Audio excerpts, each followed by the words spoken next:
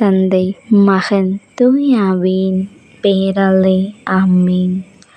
அன்பின் பரலோக தகப்பனே, இந்த அருமையான காலை வேளையை கொடுத்த உமது கிருபைக்காக உம்மை போற்றி புகழ்ந்து உம்மை ஆராதிக்கிறேன் அப்பா.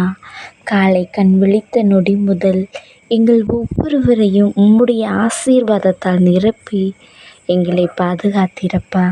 சிறப்பாக இன்றைய நாள் முழுவதும் உமது கண்ணின் மணி என எங்கள் ஒவ்வொருவரையும் பாதுகாக்க இருக்கிறீரப்பா.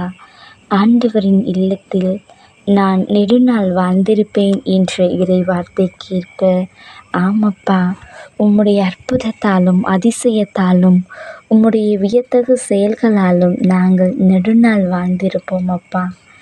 எங்களுடைய வாழ்க்கையில் ஒவ்வொரு நாளும் ஒவ்வொரு விதமான அற்புதத்தையும் அதிசயத்தையும் நீர் தருகிறீரப்பா.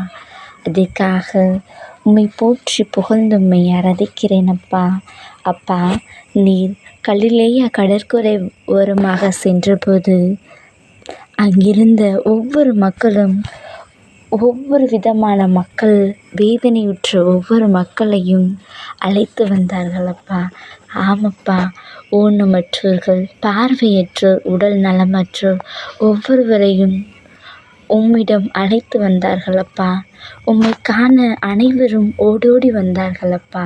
அவர்கள் ஒவ்வொருவருக்கும் உம்முடைய ஆசீர்வாதத்தை கொடுத்தீரப்பா. உம்முடைய ஆசீர்வாதத்தை மட்டும் கொடுத்து விடாமல் அவர்களுக்கு போகும் வழியில் தளர்ந்து விடுவார்கள் என்று அவர்களுக்கு உணவையும் கொடுத்தீரப்பா.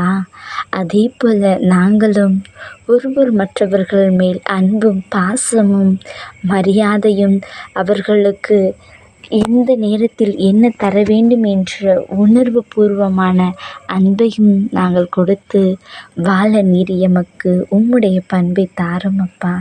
தந்த ஆசீர்வதியும் அப்பா. அப்பா, உம்மை போல நாங்களும் புனித வாழ்வு வாழ எங்களுக்கு கற்றுத்தாரும் அப்பா.